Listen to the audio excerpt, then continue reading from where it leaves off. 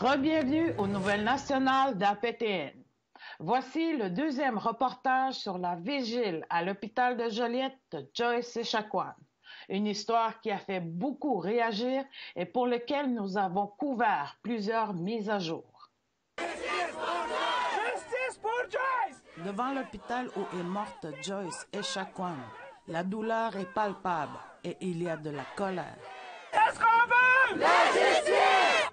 Les Autochtones de plusieurs nations au Québec se sont rassemblés pour dénoncer le traitement qu'elle a subi sur son lit de mort. Plus de 21 communautés autochtones se sont mobilisées pour apporter leur soutien à la communauté de Manawan et aussi à la famille Echaquan Dubé. Le reste du Canada a entendu aussi les cris du cœur.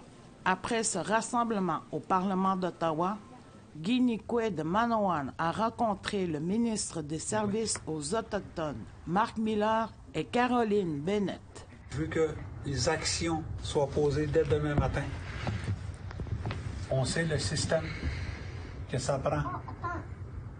La paperasse, l'administration, on sait ce qu'on veut, Manawan. Arrêtons de faire des études de marché et tout. Je viens de vous dire qu'est-ce qu'on a besoin maintenant à Manawan. Marc Miller a reconnu au Parlement que le racisme systémique doit se terminer. C'est pas un incident qui est isolé. Ça, on le sait. Et puis là, au fédéral, on parle de racisme systémique. On parle de lutter contre les microagressions, mais ça, c'était du racisme tout craché. Entre-temps, le premier ministre Legault dit que le comportement des employés de l'hôpital impliqué est un incident isolé. Écoutez, moi, je pense qu'il y a du racisme au Québec. Il faut combattre ce racisme. L'infirmière, ce qu'elle a dit, c'est totalement inacceptable et c'est raciste et elle a été congédiée. Maintenant, de penser que toutes les infirmières ou que tout le système de la santé aurait eu cette réaction-là, tout le monde va dire, ben non.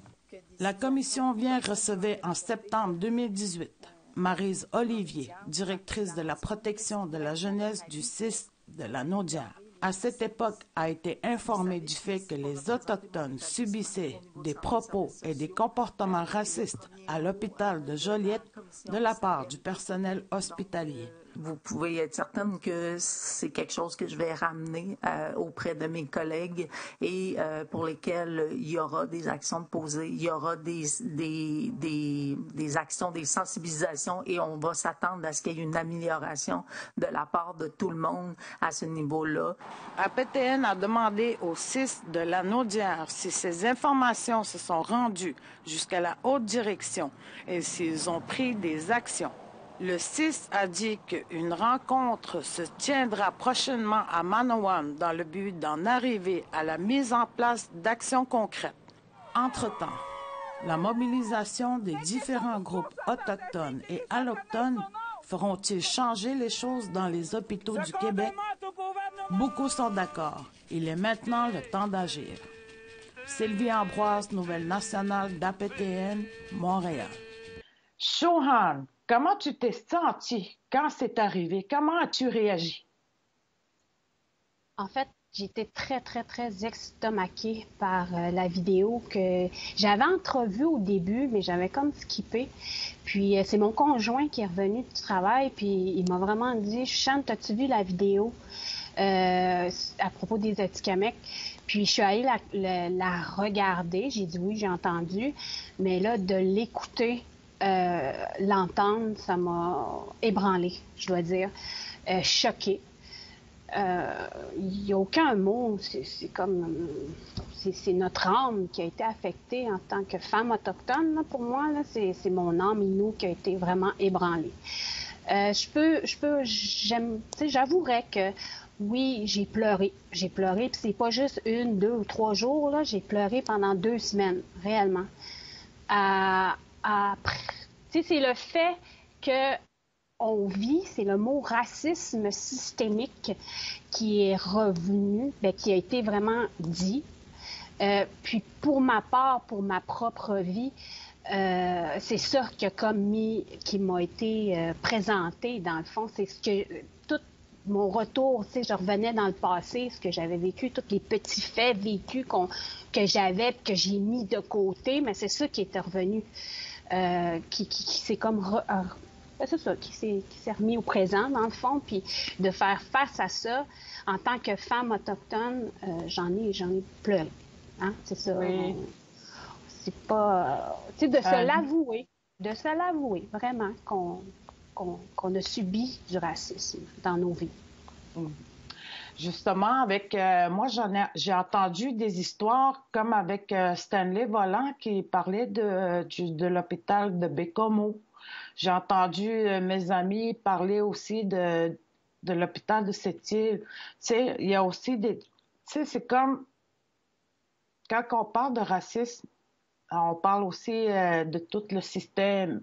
Fait que je pense qu'il y a beaucoup de choses à regarder par rapport à tout ça, là. Puis, il y a une affaire positive aussi qui est arrivée par rapport à toute cette mobilisation-là, c'est que les Allochtones ont été touchés par cet événement tragique. Je donne un exemple comme moi, j'ai une amie qui mettait un masque là, pour Joyce ici, puis avec la main là, symbolique. Elle avait mis ça dans un magasin d'épicerie, puis les gens, ils venaient vers elle pour lui dire qu'il était avec elle, qu'il était avec les Autochtones, puis c'était très, très expressif, là, selon mon ami. C'est ça, ils viennent appuyer comme la situation que les Autochtones vivent. C'est ça qui est intéressant. Enfin, on se sent compris, on se sent rallié. C'est vraiment le mot. Comme tu dis, on est compris et entendu.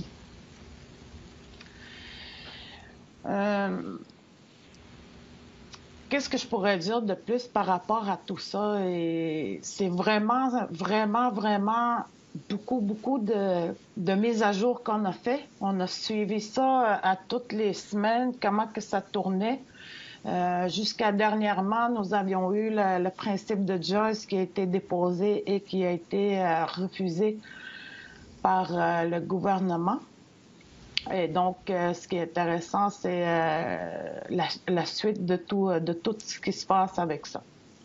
Bien, il va y avoir à suivre. Là, il faut les enquêtes qui ont été faites et mises sur la table, dans le fond, il va falloir regarder ça de plus près.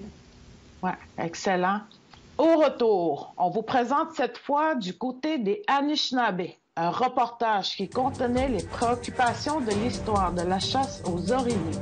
Soyez là.